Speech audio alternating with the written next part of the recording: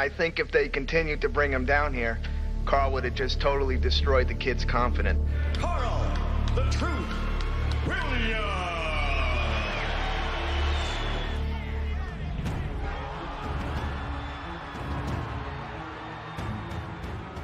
In the middle of the last century, with the beginning of the era of television, boxing acquired the status of the most popular martial art in the world.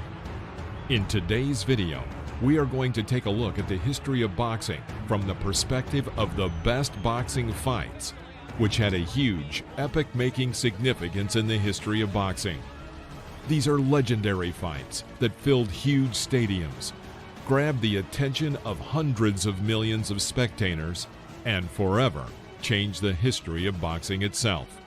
If you enjoyed watching this episode on our channel, please click the thumbs up and subscribe to the world of boxing. Here, we grab a sense of nostalgia and recall the best fights in the ring, which go down in the annals of boxing history.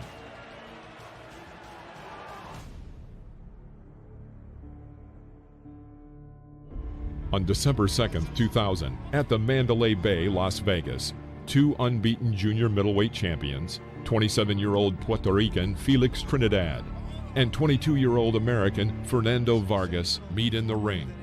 Trinidad has 38 wins and 31 knockouts. Vargas, 20 wins and 18 knockouts. Ask any boxing fan what Trinidad is known for, and they'll answer a powerful left hook.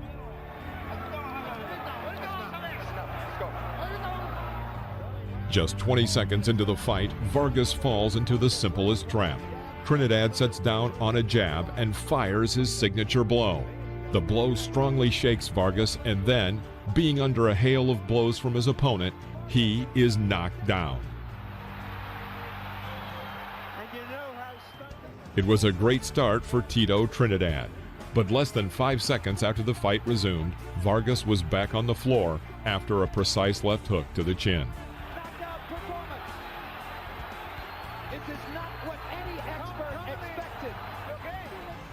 Before the fight, the Puerto Rican boxer predicted a quick victory, and it seemed he was on his way to it. But Fernando Vargas quickly came to his senses and even began to defend against Trinidad's attacks, using a jab and demonstrating amazing composure.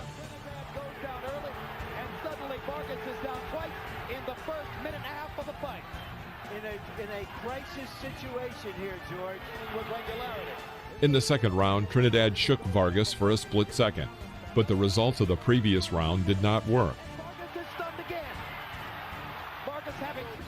Vargas managed to answer well at the end of the round. You don't want to be in front of a guy like that. He's been just... and he's been taking too many punches. Right on the chin. Perfect shot. The third round was in favor of Trinidad, but suddenly, Vargas's glove scratches Trinidad's right eye, and Vargas takes advantage of the moment.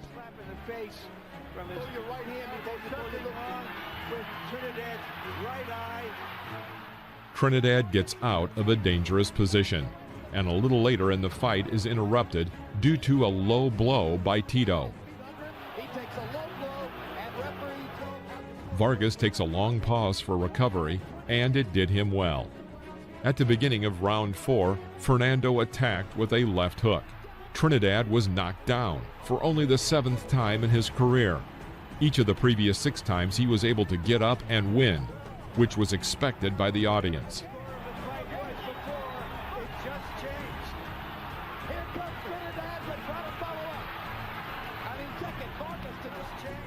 The situation escalated, and Trinidad inflicts another blow to Vargas below the belt, and the referee removes 1 point from Tito, making the score 10-7 in favor of Vargas, compensating for Fernando's loss of points in the first round.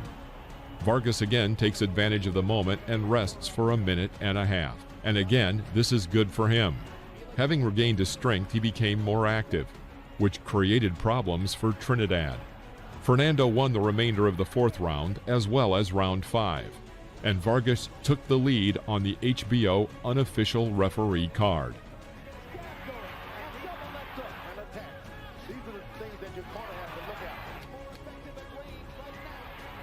no thumbs on these gloves, Skip, but The victory that seemed so close suddenly began to change, and at the end of the 6th round, Trinidad increased his pace. Having been thoroughly dominated in 3, 4, and 5.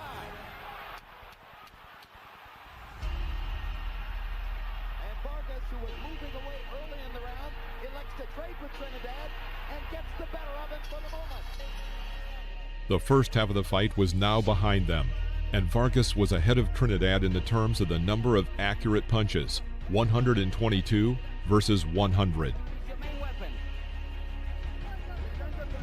Felix Trinidad started the 7th round with an uppercut and then continued with a right cross. But almost immediately, Trinidad again struck below the belt, losing another point for the 3rd time in the fight. Fernando took a minute pause, but then it became obvious that this was not enough time, as his strength was fading faster than his opponent. Vargas spent the rest of the 7th round on the defensive, and in the 8th round, he was having difficulty responding to Tito's hard attacks. And this time he doubles the left hook upstairs. And Nady steps in and pulls him away just as uppercut attempt. In the 9th round, Vargas increased his activity a little bit, but another problem appeared. Fernando, who had adjusted to the left hook of Trinidad and was able to neutralize it, was now faced with a right cross. He was not ready for this. Another left to the body by Trinidad to the ribs. right here, it's toughness of Vargas against the skill. This is the strength of both fighters going at each other.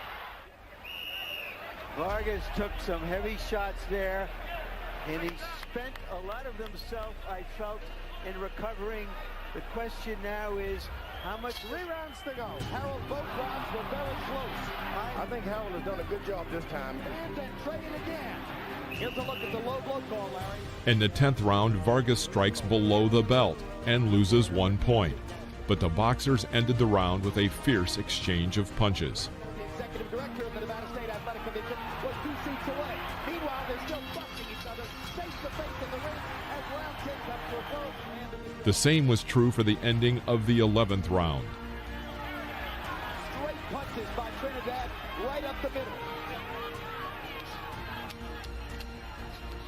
There you go, Vargas. He's beating him to the punch and he's grappling him. He's got it home. Vargas won the 11th round, but gave his last strength to it. And what happened next became a classic in the world of boxing. Vargas on a big left hook. And up he gets in a 2-second knockout, or he's lost this fight. Down goes Fernando again. 3, 4, 5. Did you see Trinidad about to get knocked out? Barring a miracle here, it's going to be a closing knockout for Tito. Fernando trying to survive. Fires a couple of punches. In that fight, the rule of 3 knockdowns in 1 round did not apply. But after 3 falls for Fernando Vargas, the referee decided to stop the fight, which had turned into a one-sided beating. Closes the show like the champion he is. What a fight. What a fight.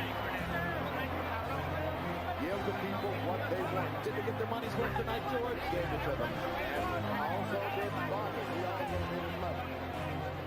With this victory, Felix Trinidad combined the WBA and IBF World First Middleweight titles, and also the #2 spot in the pound-for-pound rankings, after leader Shane Mosley and ahead of Roy Jones Jr. and Floyd Mayweather Jr. Was that the great fight you anticipated? Esa fue la gran pelea que tú esperabas. Eso así, yo solo había dicho, era una gran pelea, pero como se había dicho, yo iba a ganar y así ganó. Yeah, it was the great fight I expected. I told everybody it's going to be a great fight, but I knew I was going to win. Is that the toughest fight you've ever been in? Esa es la pelea más difícil que tú has tenido. Bueno, ha sido una pelea bien fuerte. Vargas es un gran peleador, un peleador fuerte, pero yo siempre vengo bien preparado. Yeah, it was the toughest fight, and it was a tough fight. But Vargas is a good fighter, but I came well prepared. You knock him down 2 times very quickly in the first round. Did you think the fight was over then? Lo tumbaste 2 veces en el primer round. ¿Creíste tú que ya se había terminado la pelea? Pensaba que sí, pensaba que la pelea iba a durar poco, pero él trae una buena condición y me pudo durar los 2 hasta. I thought the fight was going to be over quick, but you got to give credit to his stamina, his conditioning. That's why he lasted. Fernando, what were your impressions of the fight looking back? Taking nothing away from Felix Trinidad, I think he's a great champion, a great fighter. His experience, I think the experience that he was talking about was trying to be a little dirty. You know, I heard him in the 4th round, and when I knocked him down, and when he got up, the first thing he did was, hit me in the balls. You know what I'm saying? And 2 other times, he hit me again, and what can I say? I take nothing away from him. He was a better man that day. You had an aura of invincibility about you. You felt that very deep inside you. Is this a shock to you, having come out of a fight that way?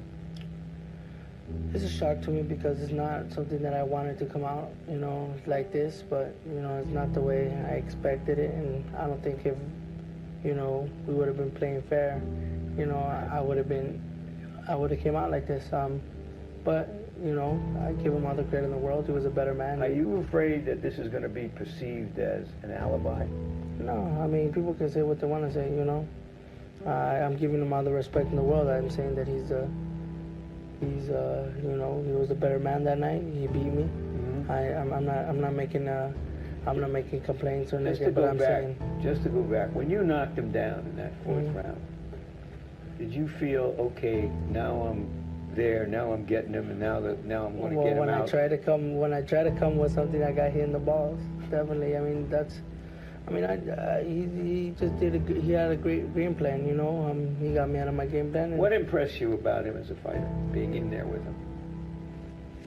I think he's, even though, he gets hurt, he can come back. I think that's impressed me. He's tougher than the people I think he's tough. I always thought he was tough, so, that didn't surprise me about him being tough, but, him being hurt and him being able to use his head and knowing, I guess, tricks and I guess an experience of the game. So was it premature to take that fight, as many people claimed, or are you glad you've had the experience, even if it was a hard one? I'm glad I had the experience, and I just want to show the world that, I'd love to the rematch, and hopefully he wants it.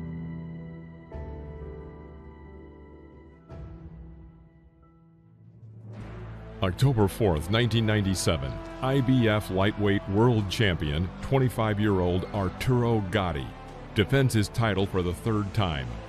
Gatti won the belt in December 1995 by defeating Tracy Harris Patterson and signed to HBO right after that. In the next fight, the TV channel could only rejoice at the new cooperation and the drama that Gatti arranged in the ring.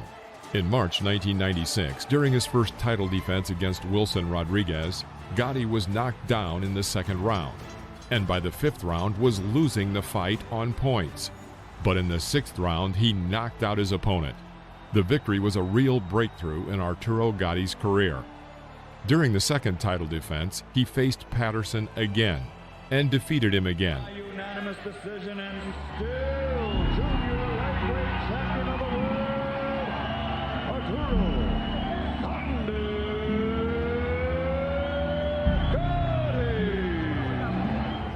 His rival during the 3rd defense was ex-world champion, the 27-year-old Gabriel Ruelas. In December 1995, Ruelas lost the WBC title to Azuma Nelson. For Ruelas, who had almost 50 fights behind him, the fight with Gatti was the last big chance in his career. It was ruled a low punch. You could be sure that an effective body punch. fighters, like you said, both of these guys. Gatti started the fight very confidently. The most important element of his work was the jab. He quickly and timely attacked with his front hand, preventing the opponent from finding his own rhythm and approaching too close. Even in those moments when Ruelas tried to go in for a tough exchange of punches, Gatti was experienced in these situations and always came out the winner. At the same time, Gatti tried to avoid protracted exchanges. Gabe was landing a number of punches here on Gatti this early. When Ruelas managed to come to close range and take a comfortable position, he looked good, but attacking in dynamics from a long or medium distance, he did not have sufficient leg work and acted sweepingly, which Gatti used to his advantage. Here we see Gatti landing his best punches in the first 2 rounds. A big right hand that Ruelas back from at the cost of another a left hand that is just as devastating. Heavy stuff, Roy, and both are taking it so far. Ruelas relying almost exclusively on power shots, as is his habit. He's thrown 98 of them in the first 2 rounds and landed 37, but Gatti is landing more than half. At the beginning of round 3, Ruelas went ahead and tried to carry out attacks on the body as often as possible. But then Gatti switched on the jab again and kept the opponent at a distance. At the end of the round, he delivered a solid strike. Right hand to the chest. The beginning of the 4th round went to Gatti, but after that, something went wrong. Ruelas went on a protracted attack. He's come back to fighting freely and comfortably at the level at which he once fought. If he can do that here tonight, I think they could stand a loss just to see Gabe back at his best. Well, I don't think he has losing in mind. He's landing a terrific flurry here the last 20 seconds. He's having an excellent round. Left hook to the body, right to the Mean punches here. Everything has bad intentions all over it. Gatti managed to stop his opponent, but not for long. Ruelas managed to get out of the exchange and shook Gatti with an uppercut. He stumbles. Ruelas with a chance. Arturo Gatti momentarily. Gatti came to his senses a little, gathered his strength and counterattacked, but the round ended. That did the damage to Gatti, and it was that one right there. Then a low blow, and comes back at the end of the round to let Ruelas know he isn't going anywhere. Not yet. Round 4, a brilliant round for Gabe Ruelas, who landed a 22 for Gatti overall. Ruelas 46 out of 88, 52% in the round. We told you you'd get your money's worth from this bout. Ruelas now knew he could shake his opponent, so he did not postpone in the attack. Gatti forgot about the jab and began to get involved in hard exchanges. This led to Gatti missing another heavy uppercut. Gatti was not going to give up, but the fight that had been going in his favor now took on a different outlook. At this point, it could not be said that Ruelas was going to win, but he had already shaken Gatti twice, and bruises began to appear on Gatti's face, along with a large cut under his left eye. But Arturo, even being in such an unpleasant and dangerous position, accepted the rules of the game and began to strike Ruelas with his own weapon, uppercuts. Right hand bomb, and Ruelas says, hey, you can't hurt me. I'm going to hit you back.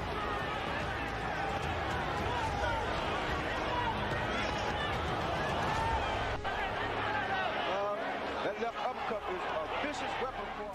Even though Gatti basically had to back up, he began to interrupt Ruelas' attack.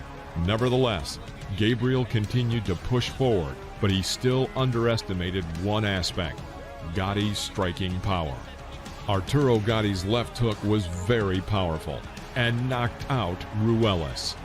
Ruelas got up, but referee Benji Estevez stopped the fight, and the boxer did not dispute this decision.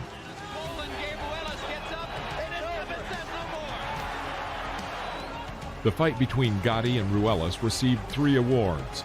For Fight of the Year, the Knockout of the Year, and the 5th round was recognized as Round of the Year. This was Gatti's last appearance in the semi-lightweight division, after which he left the title and moved up to lightweight for 2 memorable bouts with Ivan Robinson. Just seems to have a bottomless well of willpower that just... All right, thank you very much, Jim, and especially I want to thank these 2 warriors for the show they just put on. Another easy one. Arturo? I knew this fight would be very hard. It could have been either way. You hurt me in the fourth round. Very strong fight, and I expected this. I trained very hard, but you took a lot out of me at the beginning. Did you think that the stoppage was justified? How hurt were you? I mean, I was hurt, but you know, maybe it was best for the referee to stop it. You know, maybe I could have gotten hurt. I was a little bit hurt, but you know, I could have gone down. But then, you know, then again, I could have gotten hurt really bad. Have you fought anyone as tough as this guy before? Because you hit him with your best stuff. Did I? No, I mean, he's a hell of a champion. I give it all to him, and I hope he keeps the title for a while. You know, but he's a great fighter. Do you feel finally that you gave a performance that you could be proud of for the first time in several years? I feel I did. I don't know. I have to go and watch the fight. I mean, you know, it's not easy to give a great performance against a guy like Arturo Gatti. So, you know, I give him all the credit that he deserves, and I hope he keeps that title for a long time. You know, he's a great fighter. Thank you, and we hope we see you again, Gabriel. Thank you. All right. Congratulations. Arturo, you've talked about fighting Angel Manfredi. He's talked about fighting you. Is that what's going to be up next? Probably. Like I said, I will fight Angel Manfredi by one way. Winner takes all, I fight him.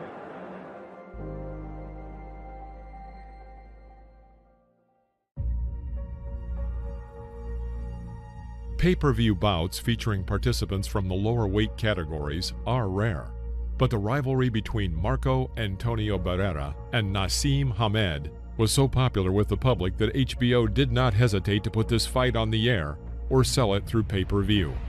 The price to view the fight was considerable for the time, at $40. 310,000 pay-per-view tickets were sold. As of 2020, the Barrera-Hamed fight remains the most successful pay-per-view featherweight bout. Naseem Hamed went into the fight as a confident favorite. Pre-match layouts were 3-1, and in some cases even 4-1 in his favor. Barrera's guaranteed fee was $2 million. Hamed's guaranteed fee was $6 million. But in the end, he earned $8.5 million for the fight, which at the time made him the second highest paid boxer in Britain after Lennox Lewis. Hamed stated that he wanted to be remembered as the man who raised the bar for featherweight fees, and also brought the same spark to boxing as Muhammad Ali did. Hamed's fights were truly spectacular, thanks to his athleticism and his showmanship. In the U.S., Hamed also quickly gained fans. His American debut in 1997 against Kevin Kelly lasted only 4 rounds, but in those 4 rounds, each of the boxers hit the floor 3 times. He defeated the bulk of the division's top fighters, including Puerto Rican boxing legend Wilfredo Vasquez. Of his 15 fights in the featherweight division, Hamed finished 13 by knockout. Therefore, most observers agreed that Naseem Hamed was the strongest boxer of this weight. Overall, the Briton had a 35-0 track record, of which 31 were KOs. Another interesting point with the pre-match dealings was that both boxers were 27 years old. But if Hamed was considered a fighter in his prime, then Marco Antonio Barrera, at the same age, was called a veteran. The Mexican made his professional debut at the age of 15, and by the age of 27 had 55 fights. The longest break he had ever had taken between fights was after he had 2 defeats in a row from Junior Jones. In the first fight, he lost by knockout, although a disqualification was recorded in the official result, as Barrera's coach jumped into the ring before the referee could stop the fight. An interesting note, Naseem Hamed was present at the first Jones-Barrera fight, and if Barrera had won, then their match would have taken place back in 1997. In the second fight with Jones, Barrera lost on points and took what was a very long break for him, 10 months. Even in 2000, after his February War in the Ring with Eric Morales, Barrera fought 3 more fights that same year. And after such a busy schedule, he went to fight Hamed just 4 months later. Marco Antonio Barrera was a classic Mexican boxer, and that style seriously let him down in those 2 fights against Junior Jones. But after these 2 setbacks, many noticed that Barrera's style began to change, and refined elements of classic boxing began to appear in him. In the eyes of the public, however, it still wasn't enough. An already pretty battered Mexican veteran versus a gifted British star with a heavy hit. Besides, Hamed's coach in this fight was Emanuel Steward. Many experts considered the fight easy money, both for Hamed and for the organizers. 28 out of 30 commentators predicted the victory of Naseem Hamed. Almost before the start of the fight, an unpleasant episode occurred for Barrera. When it was time to enter the ring, Marco Antonio was ready to leave the locker room. He was informed that Hamed had decided to retape his hands, and Barrera would have to wait. As a result, Barrera sat in the locker room for 30 minutes, not knowing when to enter the ring and how intensely to warm up. George Foreman, who commented on this fight, said that most likely Hamed did it on purpose in order to unsettle his opponent before entering the ring. However, in the first round, the left hook from Barrera unsettled Hamed himself.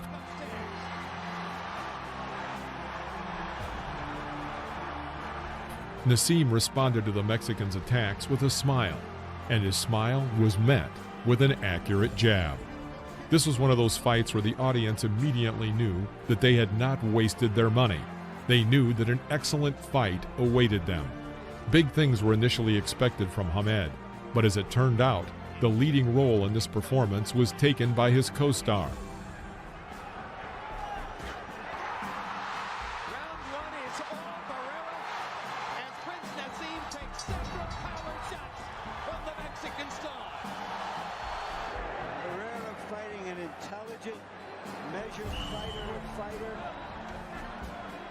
Briefly dazed him early in the round, later came on to land those. To give advice, you got to work on his. Now he's got Barrera clowning a little bit. That's what you want, get out there. Barrera refused to concede to his opponent in anything, and by the second round, passions began to heat up. Hamed went into the clinch, and Barrera moved Hamed to the ground. Hamed continued to hold Barrera by the neck. Barrera did not like the fact that he was viewed as a springboard to strengthen Hamed's status as a superstar in the United States.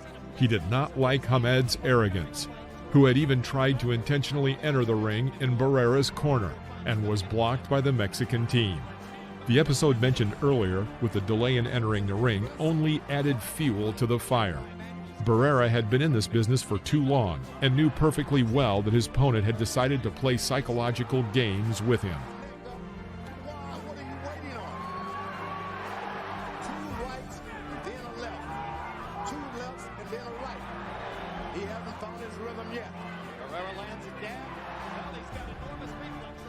In round 3, Hamed looked a little better than in the previous 2 rounds and made some good attacks. Because of this, 2 out of 3 judges gave the round to him, although the decision was somewhat controversial. It might seem that the Briton began to find his rhythm, but Barrera took the 4th round without question. Barrera bringing the right hand, one shot. Shooting the straight left down the middle.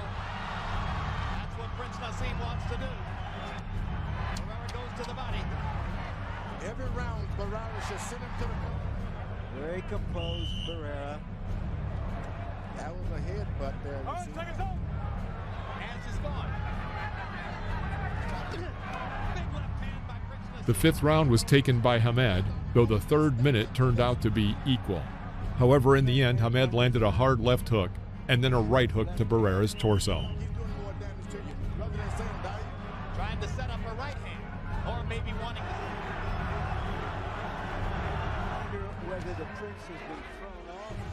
At the end of the 6th round, Hamed decided to play dirty, hitting the Mexican in the face with his forearm. Barrera responded and made him understand that he should not play those games.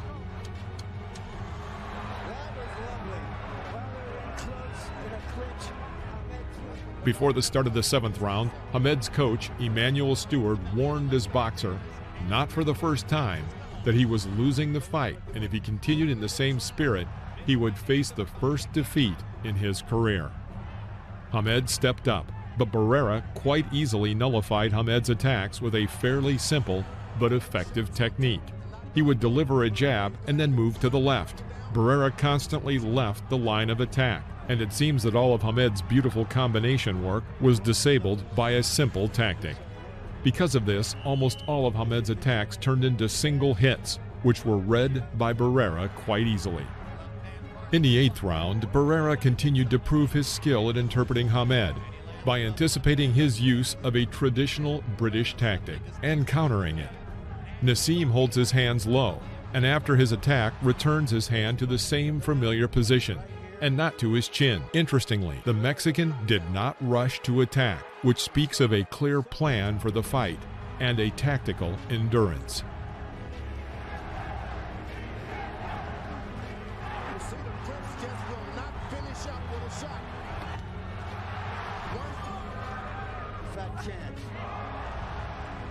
The 9th round was developing relatively calmly, but towards the end, one of the most memorable moments of the fight took place, when Hamed charged to attack, but ran into a sweeping left hook by Barrera.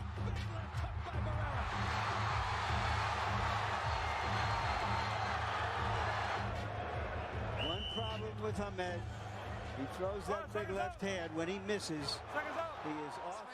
In the 10th round, Hamed tried to turn the tide of the fight and even succeeded in attacking, but he failed to wrest control from his opponent's hands. Hamed believed that he was facing a fight with an ordinary boxer who would attack immediately from the first seconds. And Barrera himself constantly repeated before the fight that he would attack without interruption. But that evening, Hamed was opposed by a concentrated and well-trained counterpuncher. In this fight, Barrera only had to wait for his opponent to come to him. In many fights before, it was obvious that Hamed makes many mistakes in the attack. For instance, he often attacks with his chin high. In fights with other rivals, he got away with it thanks to his speed, reaction time, and maneuverability. But this evening, he had a rival of a different level. Barrera made meticulous analysis of his own 3 defeats from Jones and his performance in his fight with Erik Morales. This, together with the desire to progress and hone skills, produced excellent results. The world was presented with a completely new Marco Antonio Barrera, which by his example showed that it is never too late to develop new abilities and improve yourself. And Naseem Hamed had no approach to an opponent of this level of difficulty.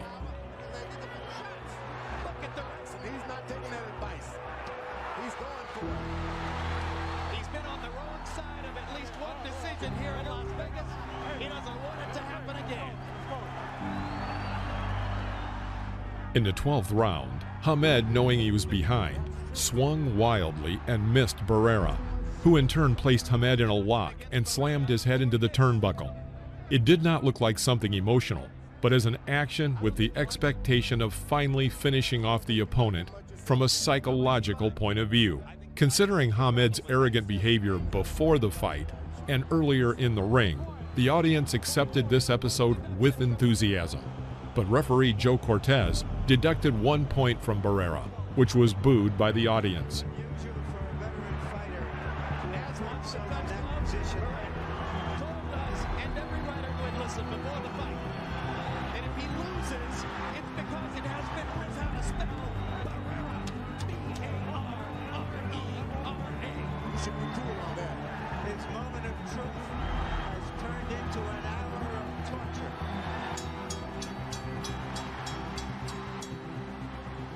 Despite this, Barrera won the fight by unanimous decision and was awarded the championship featherweight title. Even before the official announcement of the decision, Hamed's coach, Emanuel Stewart, approached Barrera and congratulated him on his victory.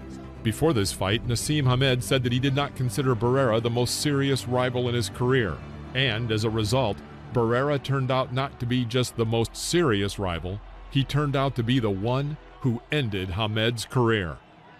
Under the contract, Naseem had the right to demand an act of revenge, but he did not use it and disappeared from sight for a whole year, and then returned to the ring to fight an unknown boxer, for which he was booed by the public. This was the end of Naseem Hamed's professional career, but as for Barrera, his career took to new heights, and he had several high-profile fights ahead of him, including a confrontation with Erik Morales, Manny Pacquiao, Juan Manuel Marquez, John Lee Tapia, and Paul Anthony Ayala. Barrera retired 10 years after his fight with Hamed in 2011 and began working as a commentator on Mexican television alongside Julio Cesar Chavez. In 2017, Marco Antonio Barrera was inducted into the International Boxing Hall of Fame. Please do not forget to like this video if you enjoyed it, and subscribe to our channel so you won't miss any new episodes about the boxing legends of the past. See you next time.